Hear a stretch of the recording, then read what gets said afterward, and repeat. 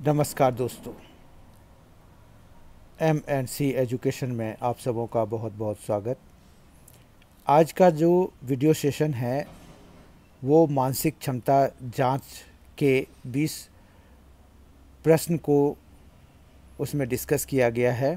तो इस तरह से आज का जो वीडियो सेशन है उन एस्पेरेंट्स के लिए है जो एसएससी की तैयारी कर रहे हैं, एसएससी सीजीएल या एसएससी सीएचएसएल या स्टेट एसएससी या फिर बीएड एंट्रेंस की तैयारी कर रहे हैं या फिर बैंकिंग पीओ या क्लर्क की तैयारी कर रहे हैं, रेलवे आरआरबी ग्रुप डी की तैयारी कर रहे हैं या एनटीपीसी की तैयारी कर रहे हैं। तो ये उन सभी एस्पेरेंट्स के लिए बहुत ही इंफॉर्मेटिव सेशन रहने वाला है। तो आइए आज के सेशन की शुरुआत करते हैं। आज के सेशन का पहला क्वेश्चन है, यदि ट्रायंगल तात्पर्य ऑफ स्क्वायर तात्पर्य इनटू और ओवल तात्पर्य प्लस है तो दो ट्रायंगल 3 स्क्वायर 5 ओवल 4 का क्या मतलब है, क्या आंसर आएगा वो हमें पता करना है। तो यहाँ पर अगर हम ट्रायंगल को ऑफ से रिप्लेस करा दें तो क्या आएगा। अगर ट्रायंगल को हम ऑफ से रिप्लेस करा देंगे फिर जो स्क्वायर है उसको इनटू से रिप्लेस करा देंगे और ओवल को प्लस से रिप्लेस करा देंगे तो बोडमास रूल के हिसाब से सबसे पहले काम ऑफ का होता है। तो हमें यहाँ पर से 6 मिल जाएगा, फिर इनटू 5 और प्लस 4 करना होगा। ऑफ के बाद जो काम होता है वो बोडमास में पहले ब्रैकेट, फिर ऑफ, फिर डिवीज़न, फिर मल्टीप्लिकेशन। तो यानी कि 6 × 5 30 और प्लस 4 कराएंगे तो क्या आ जाएगा, 34 आ जाएगा। ठीक है, तो इस तरह से इसका करेक्ट आंसर हो जाएगा C 34। आई होप कि आपको ये समझ में आ गया होगा। सेकेंड क्वेश्चन है, रिक्त स्थान भरिए। यहाँ पर 1 2 3 14 दिया हुआ है, 0 2 1 5 दिया हुआ है, 3 3 2 22 दिया हुआ है। तो अगर आप यहाँ पर ध्यान से देखिए तो ये 14, ये 5, ये 22 हम इन नंबर से ऑब्टेन कर सकते हैं अगर हम इनके स्क्वायर्स का सम करा दें। जैसे इनको स्क्वायर करा दीजिए और फिर ऐड करा दीजिए तो आपको क्या मिल जाएगा, 14 मिल जाएगा। देखिए इसी तरह से 0 स्क्वायर कराइए, फिर 2 स्क्वायर कराइए और फिर 1 स्क्वायर कराइए तो ये जो है 5 के बराबर हो जाता है। और फिर यहाँ पर 3 square plus 3 square plus 2 square is equal to क्या हो जाएगा, 22 हो जाएगा। 2 square plus 5 square plus 7 square वो क्वेश्चन मार्क की जगह पे आ जाएगा। तो हम जो है यहाँ पर देखें तो 4 प्लस 25 तो 29 हो गया। 29 और प्लस में 7 स्क्वायर यानी कि 49 हो जाएगा। देखिए 4 प्लस 25 तो वो हो जाएगा 29 और 7 का स्क्वायर 49, दोनों को ऐड करा देते हैं तो ये आ जाएगा 78। और इस तरह से ऑप्शन वाइज जो है हमारा डी ऑप्शन करेक्ट हो जाएगा इस सेकेंड क्वेश्चन के लिए। ठीक है। क्वेश्चन नंबर 3, किसी निश्चित कोड में BEG को 14 लिखा हुआ है और GOD को 26 लिखा हुआ है तो बेल निम्नलिखित में से किसे प्रदर्शित करता है।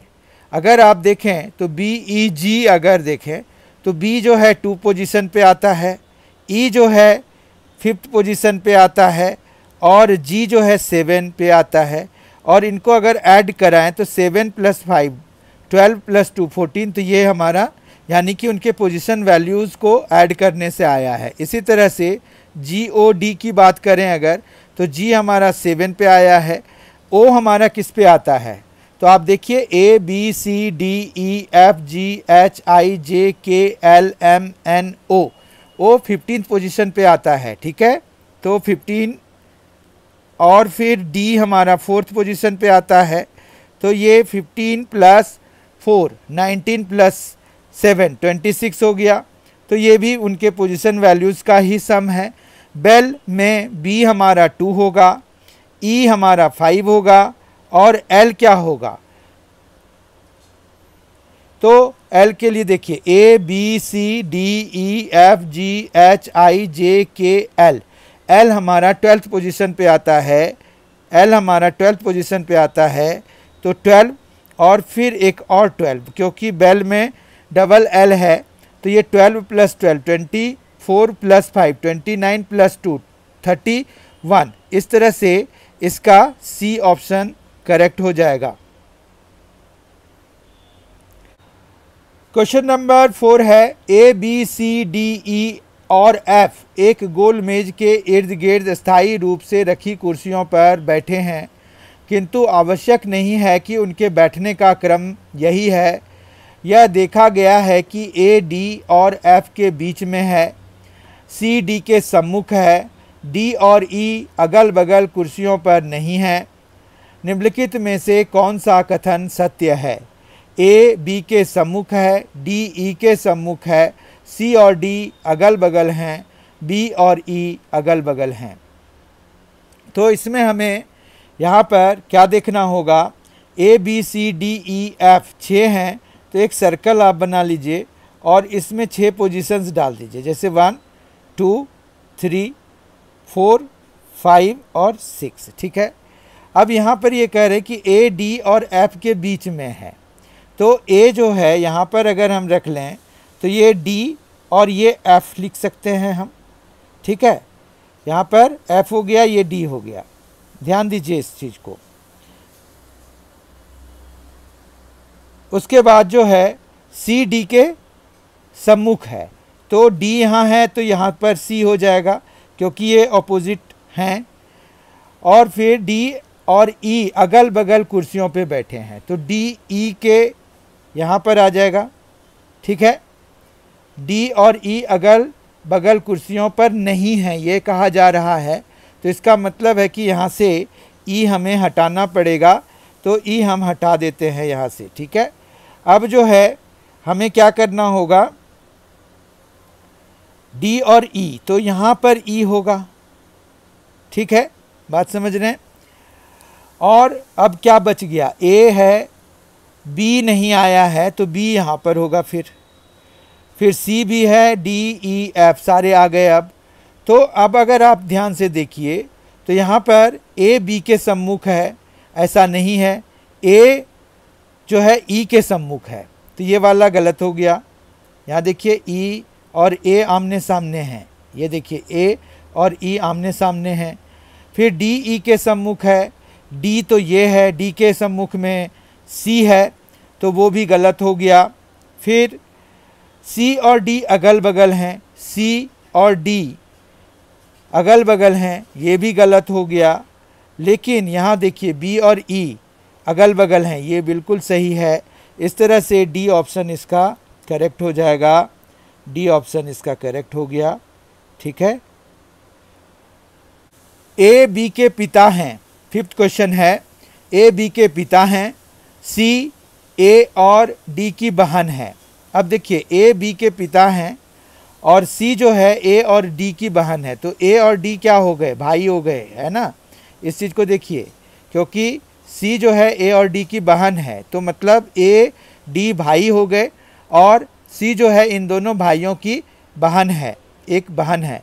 यदि D E के पिता हैं, D जो है E के पिता हैं, तो D का B से क्या नाता है ये हमें बताना है।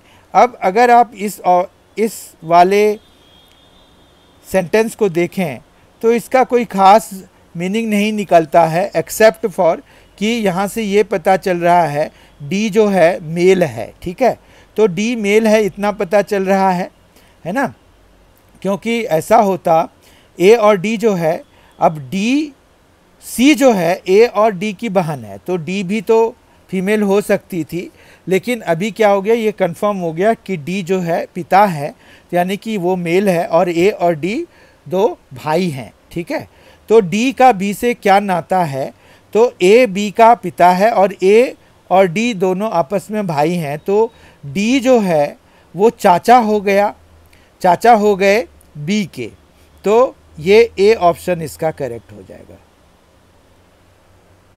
क्वेश्चन नंबर 6 देखिए, यहाँ पर है ए बी, एक में ए है, फिर ए बी है, फिर ए बी सी है, फिर ए बी सी डी है, ए बी सी डी ई है। तो इस तरह से ये जिस भी पोजीशन पे आ रहा है उतने अल्फ़ाबेट्स लिए गए हैं, में कौन सा अक्षर 100वें स्थान पर होगा ये हमें बताना है। बहुत आसान क्वेश्चन है, आप भी कोशिश कर सकते हैं। हमेशा जब भी आप M&C एजुकेशन के वीडियोज़ को देख रहे हैं तो अपने आप से भी कोशिश कीजिए, आप कोई भी वीडियो देख रहे हैं, चाहे वो क्वांटिटेटिव एप्टीट्यूड से संबंधित हो, चाहे वो ये तार्किक क्षमता अभिरुचि से संबंधित हो, तो आप हमेशा कोशिश कीजिए। यहाँ पर अगर देखिए तो फर्स्ट वाले में मतलब पहले क्या हुआ कि 1 तो 1 लेटर ले लिया, सेकंड में ए बी ले लिया, थर्ड में ए बी सी ले लिया, फोर्थ में ए बी सी डी ले लिया, फिफ्थ में ए बी सी डी ई ले लिया, में कौन सा अक्षर 100वें स्थान पर होगा, 100 स्थान पर हमें कौन सा आएगा ये हमें बताना है। तो यहाँ पर एक बात तो पता करने लायक ये है कि अगर हम 13 मतलब 13 तक का सम लेते हैं, 1 से लेके 13 तक का सम लेते हैं, तो हमें कितना आता है, 91 आता है। ठीक है, तो 91 हो गया, यानी कि जो जिस ग्रुप में 13 लेटर्स होंगे वो जो है हमारा क्या हो जाएगा, 91 तक हो गया। अब 91 से 100 जाने के लिए हमें कितना चाहिए, 9 और चाहिए। ठीक है, तो 9 और चाहिए, तो यानी कि ए पहला हो गया, बी दूसरा हो गया, सी तीसरा हो गया, डी चौथा हो गया, ई पांचवा हो गया, एफ छठा हो गया, जी सातवां हो गया, एच आठवां हो गया और आई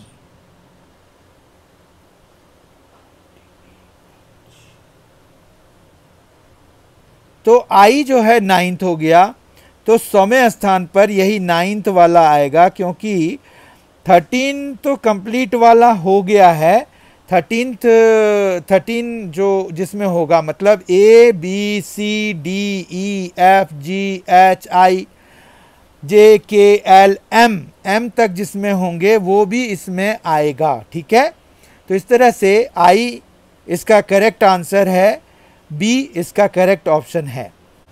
क्वेश्चन नंबर 7, किसी कूट भाषा में सॉलिड को WPSLPIMFHA के रूप में लिखा जाता है, तो कूट शब्द ATEX XOIBNO किसे निर्दिष्ट करेगा।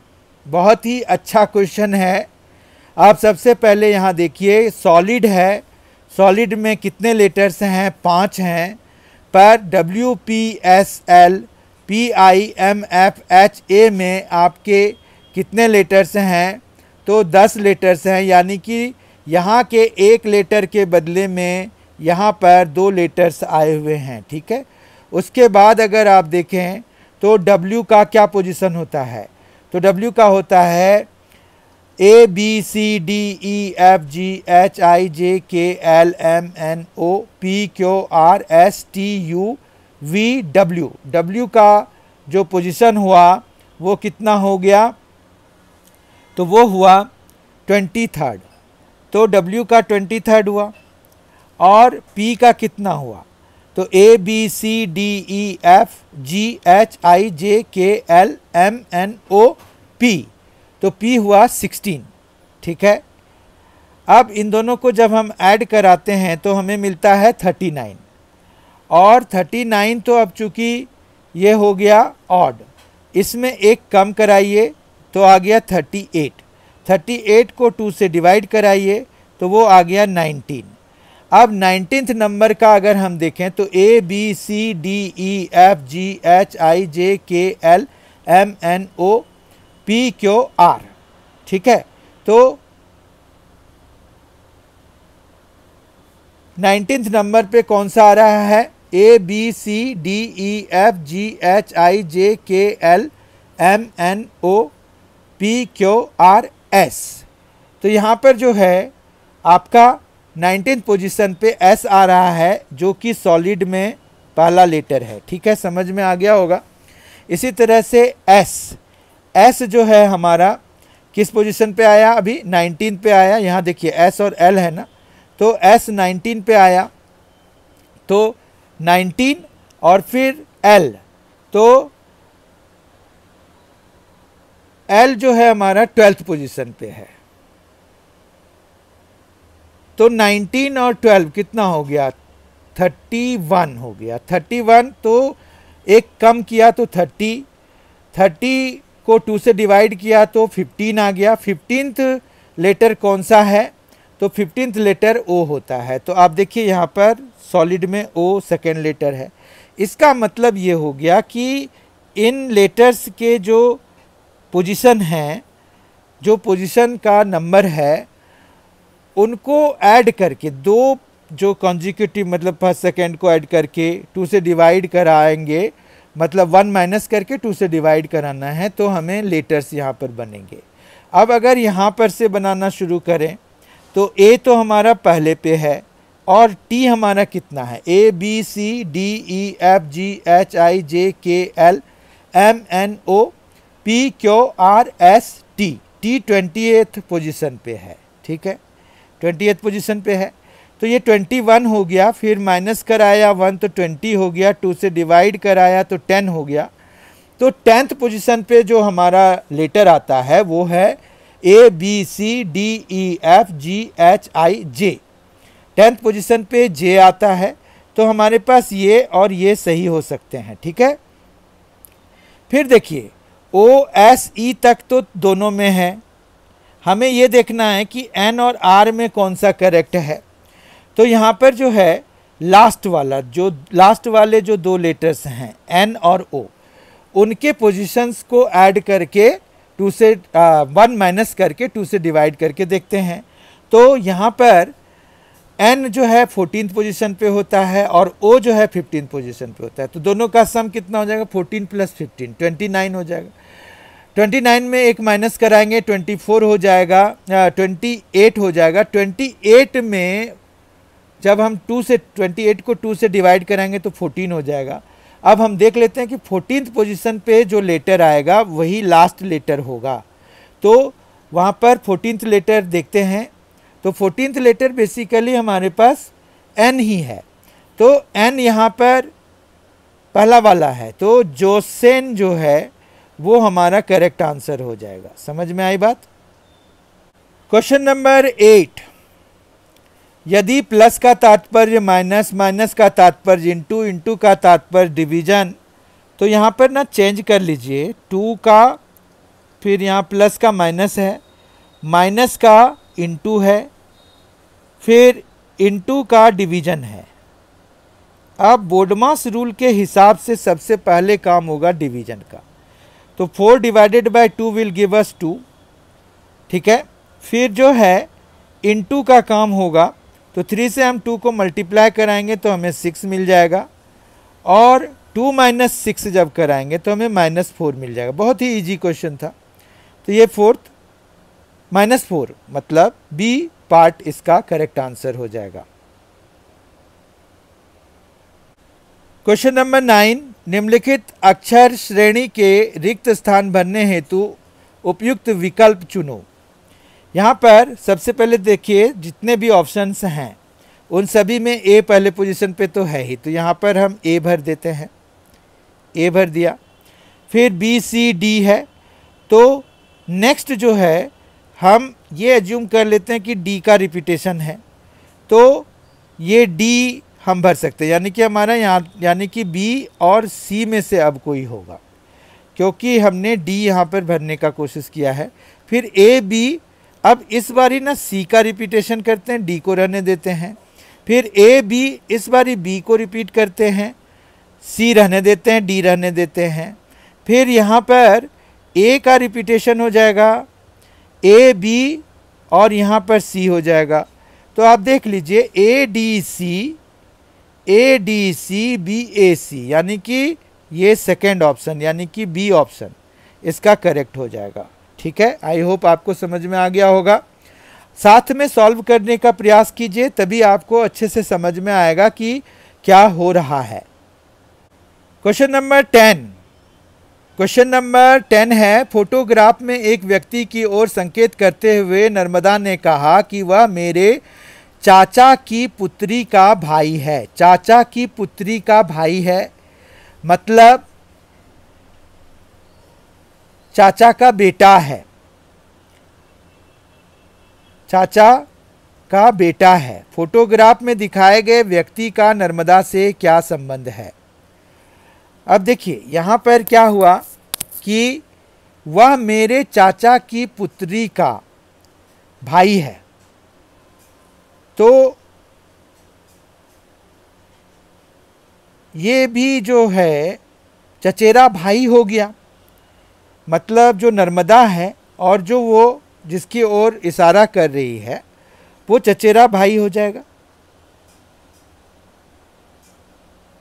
तो इस तरह से सी ऑप्शन इसका करेक्ट हो जाएगा। क्वेश्चन नंबर 11 है, निम्नलिखित प्रश्न में दो कथन दिए गए हैं जिनके आगे दो निष्कर्ष 1 और 2 निकाले गए हैं। आपको मानना है कि कथन सत्य है, चाहे वे सामान्यतः ज्ञात तथ्यों से भिन्न प्रतीत होते हों। आपको निर्णय करना है कि दिए गए निष्कर्षों में से कौन से निश्चित रूप से कथनों द्वारा सही निकाला जा सकते हैं यदि कोई हो। ठीक है, तो ये तो इंस्ट्रक्शन है इसका। फिर हमारे पास है कथन, सभी कुत्ते चूहे हैं। अगर हम वेन डायग्राम से इसको रिप्रेजेंट करें तो हमारे पास जो है चूहों के लिए ये बड़ा सर्कल हमने कर लिया, रैट के लिए मान रखिए। उसके बाद डॉग के लिए हमने यहाँ पर, क्योंकि सारे कुत्ते जो हैं, सारे डॉगी जो हैं वो रैट हैं, तो डॉगी वाला जो सर्कल होगा वो रैट के अंदर आएगा। ठीक है, अब कुछ चूहे छिपकलियाँ हैं, चमेलियन हैं कुछ चूहे, तो यहाँ पर कुछ चूहे अगर चमेलियन हैं तो यहाँ पर क्या हो जाएगा, छिपकलियाँ हैं। तो निष्कर्ष देखिए क्या क्या है, कुछ कुत्ते छिपकलियाँ हैं, इससे तो नहीं लग रहा है क्योंकि डॉग और मतलब डी और सी वाले ओवल का आपस में कोई कनेक्शन नहीं है। यहाँ पर कुछ छिपकलियाँ कुत्ते हैं, तो यहाँ पर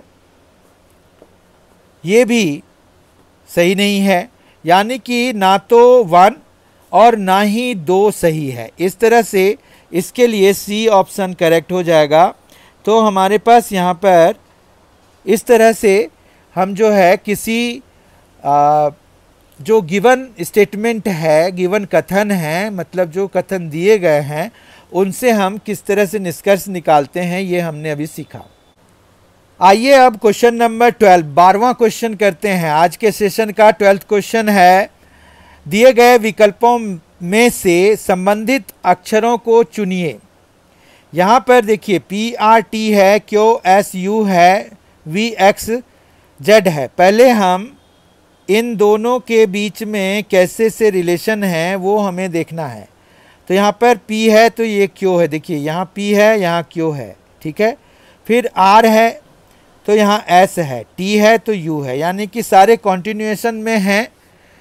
तो यहाँ पर V है तो V के बाद क्या आ जाएगा, W आ जाएगा, फिर X आ गया, फिर यहाँ पर क्या आ जाएगा, Y आ जाएगा, X के बाद Y आ जाएगा, Z आ चुका है, फिर क्या आएगा, A आएगा। तो WYA किस में है, अगर आप देखें तो ये B ऑप्शन में है। इस तरह से इसका B ऑप्शन करेक्ट हो जाएगा। क्वेश्चन नंबर 13, आज के सेशन का 13वां क्वेश्चन है, राजीव अरुण का भाई है, सोनिया सुनील की बहन है, अरुण सोनिया का पुत्र है, राजीव का सुनील से क्या संबंध है? राजीव अरुण का भाई है, ठीक है, तो ये दोनों तो आपस में भाई हो गए। सोनिया सुनील की बहन है, सोनिया और सुनील आपस में बहन है। अरुण सोनिया का पुत्र है। अब ये अरुण जो है वो सोनिया का पुत्र है, तो इस तरह से राजीव भी तो सोनिया का पुत्र हुआ, ठीक है। और सुनील जो है वो राजीव का फिर क्या हो गया, तो मामा हो गया, यानी कि राजीव का सुनील से क्या संबंध है, तो भांजा हो गया। तो ए ऑप्शन इसका करेक्ट हो जाएगा, ठीक है।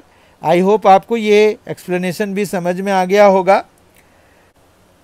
क्वेश्चन 14, एक चरवाहे के पास 17 भेड़ें थी, उनमें से 9 को छोड़कर बाकी सभी मर गई, अब कितनी भेड़ें शेष हैं। एक चरवाहे के पास 17 भेड़ें थी, उनमें से 9 को छोड़कर बाकी सभी मर गई, अब कितनी भेड़ें शेष हैं, ये बताना है। बताइए कितना होगा। बहुत इंटेलिजेंट क्वेश्चन है। अब अगर 6 को छोड़कर बाकी मर गई हैं तो बचे तो 9 को छोड़कर बाकी सभी मर गई हैं तो बचे तो 9 ही हैं। तो इस तरह से ये 9 हो जाएगा आंसर। बहुत सीधा सा क्वेश्चन था ये। क्वेश्चन 15 आज के सेशन का 15वां क्वेश्चन है। 10 वर्ष पूर्व हेमा गीता से आयु में दोगुनी बड़ी थी। 10 वर्ष पूर्व की बात कह रहे हैं, ठीक है। तो हेमा और गीता 10 वर्ष पूर्व, अगर अभी का उम्र हम x मान लेते हैं तो 10 साल पहले मतलब x-10 ऐसे हो जाएगा। पर आगे पढ़ते हैं। यदि अब से 10 वर्ष बाद हेमा की आयु 40 वर्ष होगी, तो देखिए अभी से 10 वर्ष बाद हेमा की आयु कितनी हो जाएगी, 40 वर्ष की हो जाएगी। तो अभी कितने की है, 30 साल की है, ठीक है। अब ये कह रहे हैं कि अभी से 10 साल पहले, मतलब अभी से 10 साल पहले अगर हेमा की उम्र का हम पता करें तो अभी 30 है तो वो 20 की थी 10 साल पहले, और गीता से आयु में दोगुनी थी। तो उस समय गीता की उम्र कितनी थी, 10 साल की थी। और कब, अभी से 10 साल पूर्व की बात कर रहे हैं, तो ठीक है ये हो गया। अब जो है तो आज गीता की आयु कितनी है, तो 10 साल और ऐड हो जाएगा तो 20। तो गीता की उम्र 20 वर्ष की हो गई अभी प्रेजेंट वर्तमान में, ठीक है। ये एक्सप्लेनेशन समझ में आ गया होगा। ये 40 वर्ष से हमने क्या किया, 10 वर्ष माइनस कर दिया, तो हेमा की आयु अभी वर्तमान में 30 साल की है। उससे 10 साल पहले यानी कि 10 साल पहले हेमा की आयु 20 साल की रही होगी। उस समय गीता 10 साल की थी, और अब जो है गीता 10 साल और बड़ी हो गई तो 20 साल की हो गई। इस तरह से बी ऑप्शन इसका करेक्ट हो गया। क्वेश्चन नंबर 16, निम्नलिखित शब्दों में शब्दकोश में दिए गए क्रम के अनुसार लिखिए। यहाँ देखिए मैटरनिटी है, मैट्रियार्की है, मैच बॉक्स है, मैट्रीसाइड है। तो यहाँ पर सब में मैट MAT तो सब में है, तो MAT के बाद C जिसमें आया है वो फर्स्ट पोजीशन पे आएगा, ठीक है बात। फिर MATE दूसरे पोजीशन पे आएगा। फिर MATR, दोनों में TRI तो है ही। उसके बाद जो है RI तक तो हो गया। यहाँ पर A जिसमें है और इसमें C है, तो A वाला पहले आएगा और फिर लास्ट में आएगा ये। इस तरह से जो सीक्वेंस बना वो है मैच बॉक्स सबसे पहले आएगा, फिर आएगा मैटरनिटी दूसरे पे, तीसरे पे आएगा मैट्रियार्की और चौथे पे आएगा मैट्रीसाइड। इस तरह से 3, 1, 2 और 4 का सीक्वेंस बन रहा है जो कि A से निर्दिष्ट हो रहा है, A से डिनोटेड है। इस तरह से A ऑप्शन इसका करेक्ट हो जाएगा। क्वेश्चन नंबर 17, जिस प्रकार सत्यजीत रे का संबंध फिल्म से है उसी प्रकार पिकासो का संबंध किससे है। पिकासो जो है एक चित्रकार थे, स्पेनिश चित्रकार थे पिकासो, ठीक है, स्पेन के थे, तो चित्रकार थे, यानी कि पिकासो का संबंध किससे हो जाएगा, चित्रकारी से हो जाएगा, और डी ऑप्शन इसका करेक्ट हो जाएगा। बहुत ही सिंपल क्वेश्चन था, प्रोवाइडेड कि आपको ये पता हो। सत्यजीत रे भारत के बहुत बड़े फिल्म मेकर थे, तो उन्होंने बहुत सारे जो है माइलस्टोन फिल्म्स दिए हैं। उसी तरह से पिकासो की भी बहुत सारी जो कलाकृतियां हैं वो भी हैं, तो वो चित्रकार थे, बेसिकली पेंटर थे। ठीक है। क्वेश्चन नंबर 18, 18वां क्वेश्चन है आज के सेशन का। स्पर्श मेरे घर से 15 किलोमीटर पश्चिम की ओर गया। अब देखिए, किसी भी मैप में जो है उत्तर इधर होता है और पश्चिम किधर होता है, तो पश्चिम इधर होता है। ठीक है। ईस्ट इधर होता है और साउथ इधर को होता है। ठीक है। अब जो है यहाँ पर, अब इसी मैप के हिसाब से हम चलते हैं। स्पर्श जो है मेरे घर से 15 किलोमीटर पश्चिम की ओर गया। मान रखिए ये 15 किलोमीटर पश्चिम की ओर गया। फिर जो है फिर बाएं मुड़ा, तो बाएं मुड़ के ये इधर को चला आया और 25 किलोमीटर गया, तो ये 25 किलोमीटर गया। फिर जो है बाद में पूर्व की ओर मुड़कर 15 किलोमीटर गया, पूर्व की ओर मुड़कर 15 किलोमीटर गया। पूर्व इधर हो जाएगा ना, ईस्ट इधर है। फिर जो है फिर बाएं मुड़ा। अब पूर्व की तरफ कोई चल रहा है, अगर बाएं मुड़ेगा तो वो इधर अपवर्ड जाएगा। ठीक है। मुड़कर 15 किलोमीटर दूरी तय की, फिर से ये 15 कर लिया। तो यहाँ पर घर है, इस घर से वो कहाँ पर है, कितने दूरी पर है, तो ये जो है ये 10 किलोमीटर रह गया ना, क्योंकि ये देखिए ये 25 है, तो ये भी 25 होना चाहिए। उसमें से 15 तो वो कवर कर चुका है, तो ये 10 मीटर दूरी पर है, तो 10 किलोमीटर की दूरी पर है। इस तरह से सी ऑप्शन इसका करेक्ट हो जाएगा। क्वेश्चन नंबर 18 का सी ऑप्शन करेक्ट है। क्वेश्चन नंबर 19 देखते हैं। एक निश्चित कूट में 13479 संख्या को ए क्यू एफ जे एल लिखते हैं और 5268 को डी एम पी एन लिखते हैं, उस कूट में 396824 को कैसे लिखेंगे। अब यहाँ देखिए, यहाँ पर ना पोजीशन वैल्यू नहीं है, क्योंकि ए का तो 1 ठीक है, क्यू का 3 नहीं है, क्यू का तो बहुत बाद में आता है। उसी तरह से एफ का 4 नहीं होगा। तो हमें जो है ना, इसका मतलब ये हो गया कि यहाँ पर जो जो चीज़ें आई हैं, जैसे 3 है, तो हमें ये देखना होगा कि 3 से क्या रिप्रेजेंट हो रहा है, यहाँ पर क्यों हो रहा है, तो यहाँ पर 3 से क्यों हम लिखेंगे। फिर 9 देखिए, 9 ढूंढिए कहाँ है, यहाँ पर लास्ट में है, यहाँ पर लास्ट में क्या है, एल है, तो क्यों एल हो जाएगा। फिर 6 देखिए, 6 कहाँ है, 6 इसमें है, सेकेंड लास्ट पोजीशन पे है, उसके लिए यहाँ पी आ जाएगा, तो ये पी आ गया, क्यू एल पी। ठीक है, क्यू एल पी तो ऐसे भी सब में है। अब हम 8 का देखते हैं, 8 इसका लास्ट है। ठीक है, यहाँ देखिए ये लास्ट है, तो यहाँ लास्ट में एन है, तो यहाँ पर एन आ जाएगा, क्यू एल पी एन आ गया, Q L P N. Q L P N जो है 3 में है, 4 ऑप्शन हैं, उनमें से 3 में है क्यू एल पी एन। अब और आगे बढ़ना पड़ेगा। 2 के लिए क्या है यहाँ पर, यहाँ देखिए ये सेकेंड पोजीशन पे है, तो उसके लिए यहाँ पर एम है, तो एम देखिए। अब एन के बाद एम किस में है, तो एन के बाद एम जो है इसी में है। ठीक है। और 4 के लिए भी चेक कर ही लेते हैं, अब लास्ट ही बचा हुआ है, तो 4 यहाँ पर थर्ड पोजीशन पे है, थर्ड पोजीशन पे एफ है, तो यहाँ पर एफ आएगा। अब एग्जैक्ट आप पता कर सकते हैं, Q L P N M F, यानी कि बी ऑप्शन इसका करेक्ट हो जाएगा। आज के सेशन का 20th क्वेश्चन, जो कि लास्ट क्वेश्चन है, यहाँ पर फिर से A B C D E F एक वृत्त में केंद्र की ओर अभिमुख होकर बैठे हैं। तो यहाँ पर देख लीजिए आप कितने हैं, 6 हैं, तो आपको एक सर्कल बनाना होता है, इसमें 6 जनों के लिए यहाँ पर मार्किंग कर देनी होती है, ये इस तरह से कर दिया। फिर यहाँ पर डी, यहाँ पर बी एफ के विपरीत बैठा है, तो यहाँ पर बी हम आर्बिट्रेरी ले लेते हैं, और एफ के विपरीत बैठा है तो यहाँ एफ ले लेते हैं, यही होगा ना।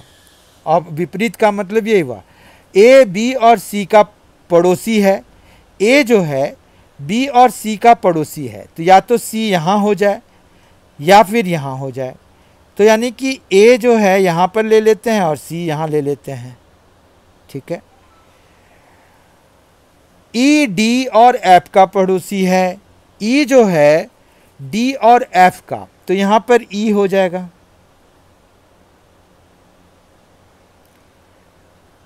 क्योंकि ई जो है वो क्या है, डी और एफ का पड़ोसी है, और ये एफ हो जाएगा, एफ हो गया तो यहाँ डी हो जाएगा।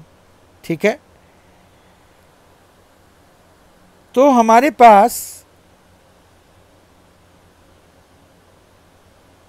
डी बी के तुरंत दाहिनी ओर बैठा है, डी जो है बी के दाहिनी ओर बैठा है, तो डी यहां पर लेना पड़ेगा, मतलब पूरा सिस्टम चेंज करना पड़ेगा। डी अगर हम इधर लेंगे तो ई भी हम उधर लेंगे, और फिर यहां पर है सी एफ के दाहिनी ओर है, डी के व्यासीय विपरीत कौन बैठा है, तो वो तो खैर अभी भी पता चल रहा है कि डी के व्यासीय विपरीत में कौन बैठा है, तो डी है, यहाँ दो जनों को छोड़कर सी, तो यहाँ पर सी ऑप्शन इसका करेक्ट हो जाएगा। क्योंकि सिस्टम में ऐसे तो यहाँ डी बी के तुरंत दाहिनी बैठा है, सी एफ के दाहिनी ओर बैठा है, तो सी जो है एफ के दाहिनी ओर बैठा है, सी जो है एफ के दाहिनी ओर तो बैठा है, और डी फिर यहाँ पर आ जाएगा। डी जैसे ही यहाँ पर आएगा तो ई भी हमें इधर लगाना पड़ेगा। तो इस तरह से इसका जो ऑप्शन है वो सी करेक्ट हो जाएगा। इस तरह से हमने आज 20 बहुत ही इम्पॉर्टेंट क्वेश्चंस किए from any competitive examination point of view. I hope आपको ये सारे एक्सप्लेनेशंस भी समझ में आ गए होंगे। बहुत ही जल्द इसके अगले सेट के साथ मैं फिर आपके सामने में आऊँगा। तब तक के लिए थैंक यू सो मच। बहुत अच्छी तरह प्रिपेयर कीजिए। जिन लोगों ने MNC एजुकेशन को सब्सक्राइब नहीं किया है आप उनको ज़रूर कीजिए। Thank you so much. Thanks a lot. Enjoy yourself.